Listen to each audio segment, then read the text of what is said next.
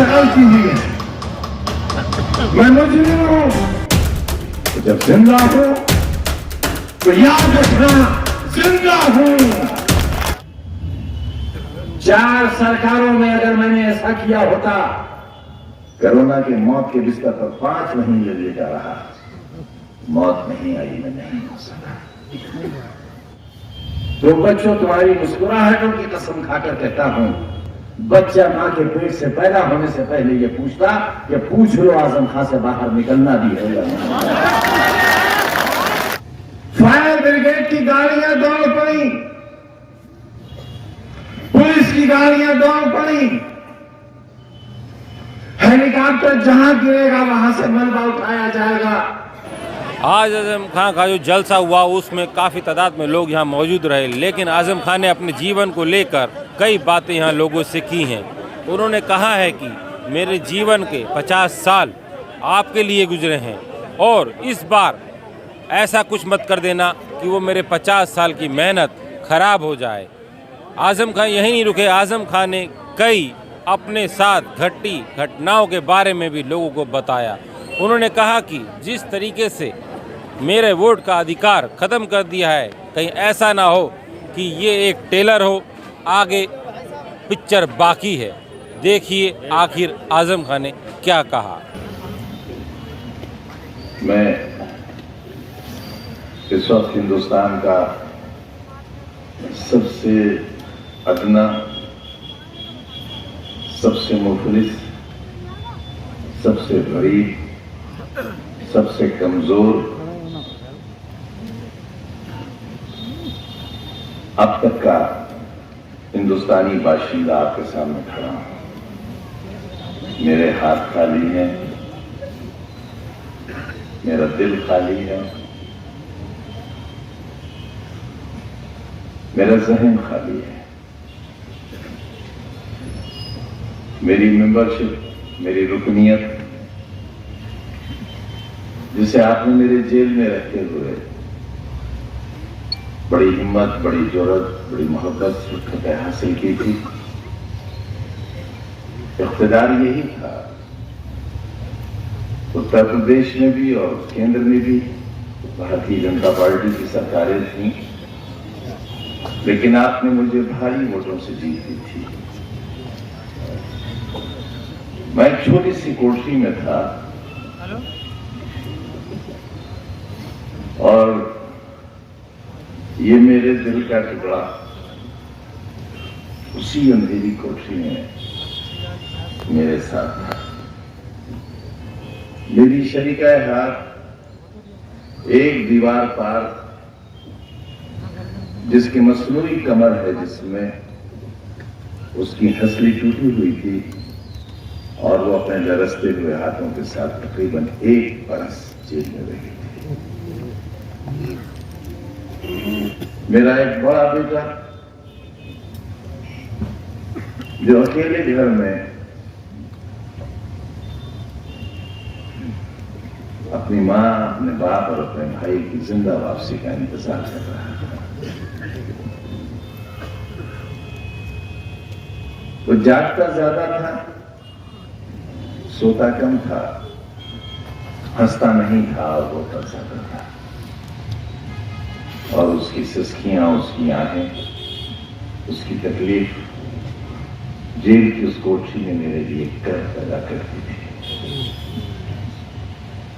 मुझे इसकी कोई तकलीफ नहीं है आज। वजह यह है कि वो गुजरा हुआ कल था, एक बहुत ही भयानक ख्वाब था जो गुजर गया। लेकिन जेल जाने की जो वजूहात थी, मैं कभी सोचता था कि हो सकता है मैंने जो कहा हो वो गलत हो। मैं अपने अल्लाह से माफी मांगता था, लेकिन आज के माहौल में मैं आपसे ये कहना आया हूं, मैं सही था। मैं कल भी सही था, मैं आज भी सही हूं। मैंने कल भी जालिम को अच्छा नहीं कहा और आज भी जालिम को अच्छा नहीं कहा। और मैं इंतजार करूंगा उस दिन का मैं रहूं या ना रहूं, आप तो रहो। कोई ना कोई आप में जरूर ऐसा शख्स पैदा होगा जो आज के हालात का इंतकाम लेगा। इंतकाम कभी हथियार से नहीं होता, उसी तरह से इंतकाम होगा जिस तरह से हमें और हमारे प्यारों को बर्बाद किया। हमने तो काटे लिए, अंधेरी कोठरी के वक्त लोगों से गुजारे नहीं जाएंगे। अब किसी को नहीं मालूम, जिसके नाम का चिराग रोशन होता था और जिसके नाम का चिराग गुल होता था, उसका नाम मिसेस इंदिरा गांधी था। लेकिन मिसेस इंदिरा गांधी की कांग्रेस का नाम निशान खत्म हो गया, और खास तौर से वो उत्तर प्रदेश जहां से उनके खानदान के लोग वजीर आजम बनते थे। आज अगर किसी शहर में 10 लोग तलाश किए जाएं तो कांग्रेस के नहीं मिलते। कोई गुमान में न रहे, फिरौन तारीख में जिंदा था और जिंदा रहेगा। और याद रखना, तुम्हें कोई ईजा नहीं पहुंचा सकता। अगर फिरौन पैदा होकर जिंदा रह सकता है, एक शिप, एक जहाज जो तूफान का शिकार हो गया और उसके पराग से उड़ गए, उस जहाज में कोई जिंदा नहीं बाकी बचा। वो मां मर गई जिसने फिरौन को पैदा किया। और लकड़ी के पटरे पर फिरौन तैरता हुआ समंदर के किनारे आकर लग गया। वो फिरौन बना, लेकिन समंदर और तूफान उसकी जिंदगी नहीं ले सका। उसका क्या अंजाम हो वो अलग बहस है। लेकिन अगर फिरौन जैसे लानतज़दा की जिंदगी नहीं जा सकती, तो कोई जालिम तुम्हारा बाल भी बेकार नहीं कर सकता। ये तुम्हारा यकीन और तुम्हारा ईमान होना चाहिए।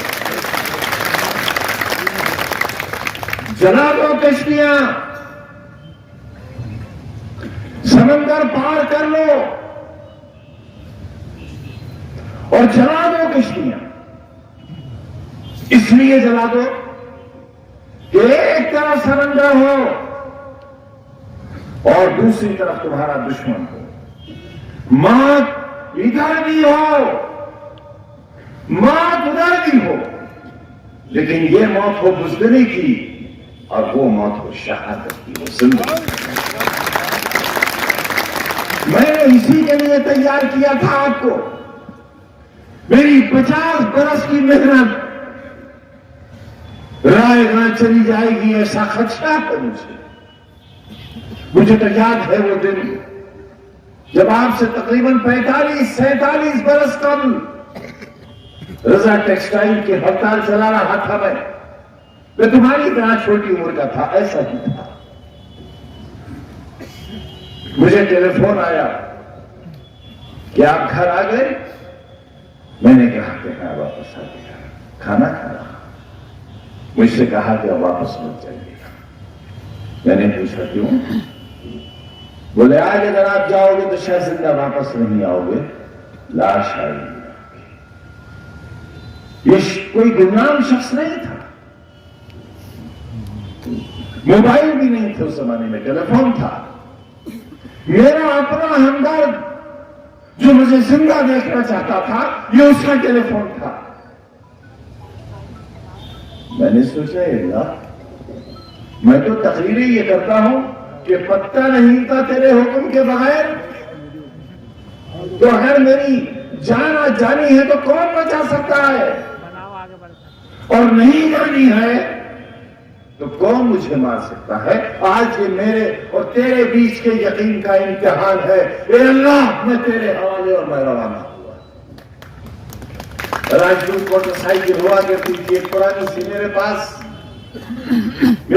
बहुत सी गाड़ियां आई और गई और चली गई, लेकिन आज तक मुझे किसी गाड़ी का नंबर याद नहीं है। मुझे अपने टेलीफोन का नंबर याद नहीं है जो 25 बरस से मेरे पास है। कमकला भी कम अकल है। अगर अकल होती तो वो लोग जो आज दावा कर रहे हैं कि 35 बरस बाद हमने छोड़ा है, क्या मैं छोड़ दे के काबिल छोड़ देता हूं?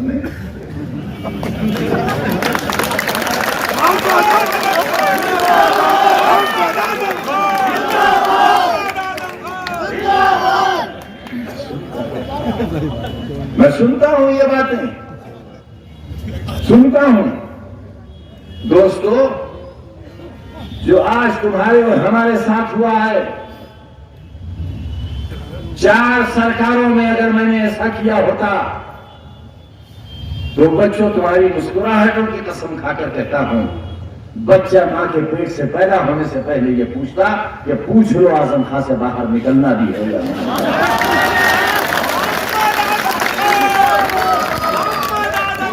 मुझसे गलती हुई है, मैं मुजरिम हूं, मुझसे गलती हुई है, मैंने दिल का सौदा किया, जो भी प्यार से मिला हम उसी के लिए, गलती नहीं है मुझसे, मैंने बहुत खोया है, पाया भी बहुत कुछ है, और उस टेलीफोन के जवाब में मेरा जब तस्काई पहुंच गया तो वापस भी आ गया। वो मेरी जिंदगी का पहला इम्तिहान था जिसमें मैं पास हो गया था, और उस दिन मेरा यकीन पुख्ता हो गया कि हेलीकॉप्टर का पर टूट गया, हेलीकॉप्टर का पर टूट गया, टुकड़ा निकल के दूर गया, 50-50 किलोमीटर लोग दौड़ पड़े।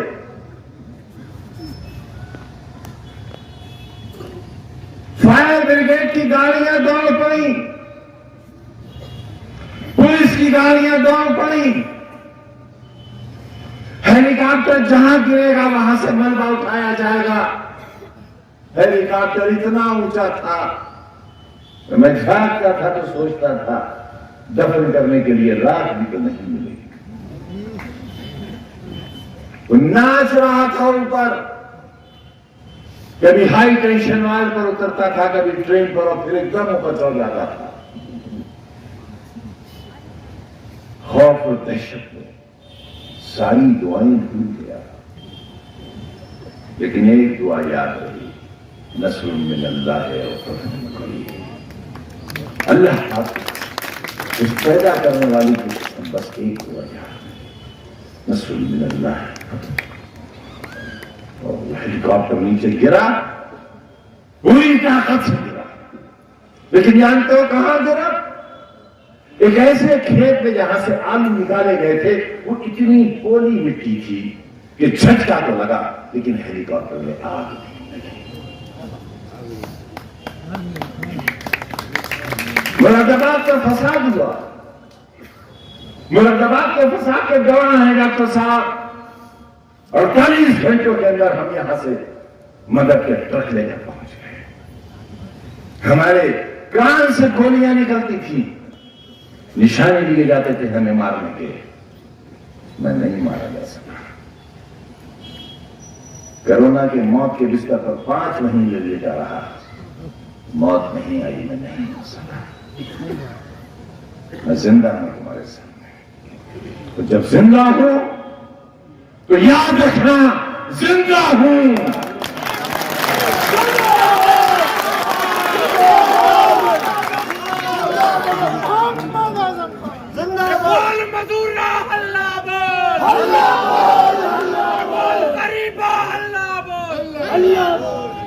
ये वक्त तो गुजर जाएगा, बहुत आसानी से गुजर जाएगा। याद नहीं, ये याद है 1977 में 19 महीने की जेल काटकर रामपुर लौटा था, जब जिंदगी की शुरुआत की थी। जेल से निकला हूं और अरमान यह है कि फिर जेल में वापस भेज दिया जाए। फैसला वही होगा जो मालिक वही होगा, लेकिन तुम सजा मत देना। मेरे बच्चों, आप सजा मत देना। मैं जो सजा भुगत रहा हूं वो तुमसे उस बेपनाह मोहब्बत की सजा भुगत रहा हूं जिसके नतीजे में ये सामने की दीवारें खड़ी हैं। इसकी सजा तुम्हारे इस खुशनुमा शहर की सजा भुगत रहा, तुम्हें गुलामी से निजात दिलाने की सजा भुगत रहा। वो ऊंचा किला और मेरी किले की यादगारी तकरीर कि रामपुर के लोगों, एक दिन मैं तुम्हारे शहर को दुनिया के नक्शे पर लाऊंगा। लोग कहते थे पागल हो गया, दीवाना हो गया ये शख्स। और उस दिन एक वादा किया था मैंने कि देखो रामपुर वालों, तुमने कभी गौर नहीं किया, ये किले का गुंबद खाने खुदा के मीनार से ऊंचा है। उसका तकब्बुर अल्लाह के तकब्बुर से ऊंचा है, और जिसका तकब्बुर अल्लाह के तकब्बुर से ऊंचा है उसे नेस्त तो नाबूद हो जाना है। और गिर बच सकता है।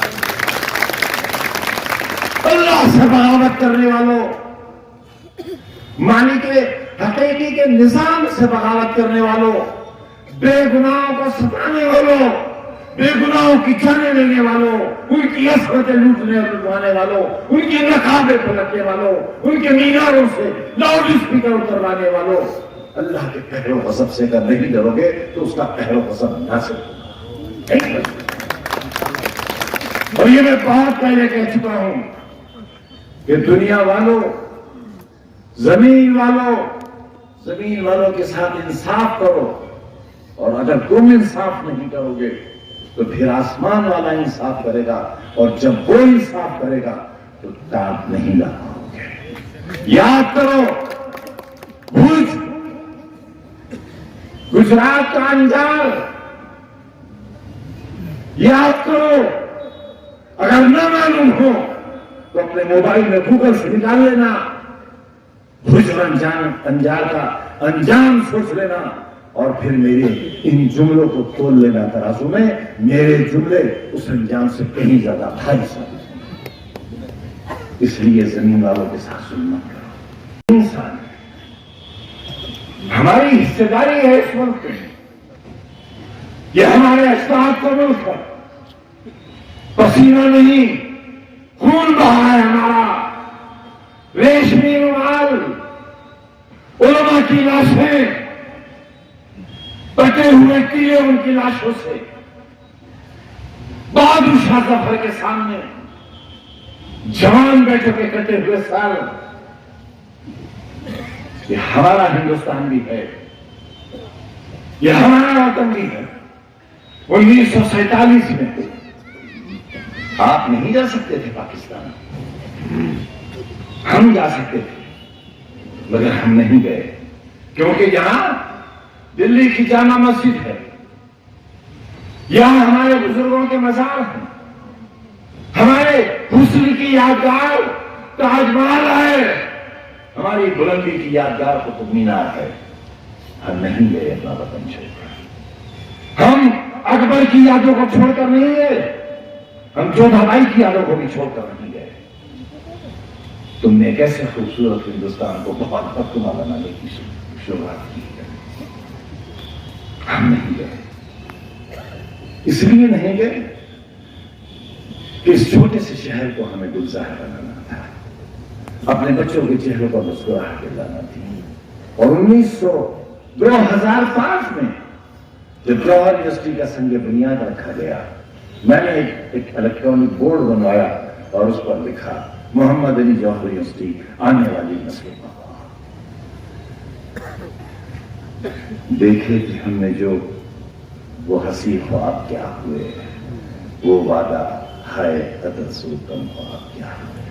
हमसे तो बापू आपने ये कहा था कि न गोरे का न काले का, न छोटे का न बड़े का, न हिंदू का न मुसलमान का, ये वतन सबका होगा, इंसाफ को सबके साथ होगा। हुआ इंसाफ इसके साथ? इसकी मां जिसे इसे अपनी कोख से पैदा किया, और कानून यह है कि मां जब कहेगी कि बच्चा कब पैदा हुआ, कानून उसे मानेगा। मगर हम ऐसे बदनसीब है जो इसकी पैदाइश को भी नहीं साबित कर सके। हम अस्पताल के सर्टिफिकेट को सच्चा साबित नहीं कर सके, हम नगर निगम के सर्टिफिकेट को सच्चा साबित नहीं कर सके, हम डॉक्टर के बयान को सच्चा साबित नहीं कर सके। अब मुझे कहा गया कि 2 पासपोर्ट हैं। नहीं दोस्तों, 1 पासपोर्ट खारिज हुआ है तब दूसरा बना है। 2 पैन कार्ड हैं, नहीं, 1 खारिज हुआ है दूसरा बना है। ये हमने पहले कभी नहीं कहा, लेकिन आज इसलिए कहना चाहते हैं कि हम मुजरिम नहीं हैं। हम आपके मुजरिम हो सकते हैं, लेकिन हम जालिमाना निजाम के मुजरिम नहीं हैं। हम जान दे देंगे, हम अपनी नस्ल खुद काट कर मर जाएंगे, लेकिन अपने चेहरे पर कोई स्याह दाग लेकर अपनी कब्र में हर किस नहीं जाएंगे। आज कुछ नहीं है हमारे हाथ में, खाली है ये दामन, खाली है। इसी दामन में तुम्हारे बच्चों के लिए पूरे हिंदुस्तान से भीख मांगता है। भीख, ये हाथ पूरे हो गए तुम्हारे बच्चों और आने वाली नस्लों के लिए भीख मांगते हैं कि तुम्हारे बच्चों के हाथों में कलम दे सका, तुम्हारे हाथों में झाड़ू ना आए, पोछा ना आए, और तुम दरी बिछाने वाले न बनो। ये देखा मेरे इस ख्वाब को टूटने मत देना। मैंने पार्लियामेंट जीत कर दी थी तुम्हें, रामपुर वालों वो तुम्हारी थी, मगर तुम्हारी गफलत ने उसे खो दिया। तुम्हारी काहिली ने, एयर कंडीशन की ठंडी हवाओं में, नैनीताल की पुरफिजा फिजाओं में आसिफ राजा को नहीं हराया, एक उसूल हरा दिया, एक फैसला हरा दिया, एक मुस्तकबिल हरा दिया, एक उम्मीद हरा दी, एक अरमान हरा दिया, एक ख्वाब हरा दिया। अब ऐसा न कर दो, क्योंकि शायद हो सकता है मेरे साथ जो कुछ हो रहा है कि मेरा वोट देने का इख्तियार भी खत्म कर दिया। ये एक टेस्ट, एक तजुर्बा है कि आजम खान का यह हक खत्म होने के बाद हिंदुस्तान की इस दूसरी बड़ी आबादी का अगर यह हक खत्म किया जाएगा तो रद्द-ए-अमल कितना होगा। अगर इसके लिए तैयार हो, आसिफ राजा को चाहिए कि ऐलान कर दे कि उन्होंने अपनी उम्मीदवारी वापस ले ली है। और अगर इतनी ही बुज़दिल जिंदगी गुजारना चाहते हो तो हमसे तो गीला बच्चा है जो कम से कम रात को अपनी ग़िज़ा को तलाश नहीं देगा। इस बुज़दिली की जिंदगी से मौत अच्छी है। ज़माना याद तो रखे कि कुछ गैरतदार लोग पैदा हुए थे, उन्हें तुमने जीने नहीं दिया, मार दो। तुम्हारे हाथों की की हुई मौत बड़ी मुबारक होगी। और अल्लाह को हासिल से जानकर कहते हैं कि मैं, मेरी अहलिया, मेरे नफका, ये औरत जिसका शौहर आज जेल में बंद है, इसकी बेटी जिसका बाप आज भी जेल में बंद है, जिसका बेटा यहां खड़ा होगा उसका बाप आज भी जेल में बंद है, उसका क्या गुनाह है? गुनाह यह है कि मैंने उससे एक गलत काम कराया कि रामपुर वाले प्यासे हैं, इनके पास पानी नहीं है, इनके लिए पानी का इंतजाम कर दो, और उसने 200 बरस के पानी का इंतजाम कर दिया। यह है खता, और इसीलिए ये मासूम बच्ची मेरी बैठी हुई है अपनी मां है बाप के, इसकी आंखों में आंसू भी नहीं है, खुश हुए आंसू। मांगने आया हूं, सारा दिन कटोरा लिए दरवाजे दरवाजे भीख मांगता फिर रहा हूं, गली गली तुम्हारी शहीद। मेरी उम्र, मेरी सेहत देखो, मेरे ऊपर टूटे हुए पहाड़ देखो। जो पहाड़ हम पर टूटे हैं, अगर हिमालय पर टूटे हो तो पानी में बहकर बहना होता, बर्दाश्त नहीं कर पाता। लेकिन हम इसलिए बर्दाश्त कर रहे हैं कि हमें इंतजार है किसी कल का, हमें उम्मीद है एक सुनहरी कल की। हमने ख्वाब देखा है तुम्हारे बच्चों के हाथों में कलम का, तुम्हें डॉक्टर और इंजन बदले देखना चाहते हैं, तुम्हारे बच्चों को साइंसदान बनना देखना चाहते हैं। बर्बाद मत कर देना जो खोया है वो तो वापस नहीं आएगा, लेकिन अगर इस बार कोई गलती हो गई तो राजा ही नहीं, तुम्हारा ये फकीर भी शायद मुंह दिखाने के काबिल नहीं है।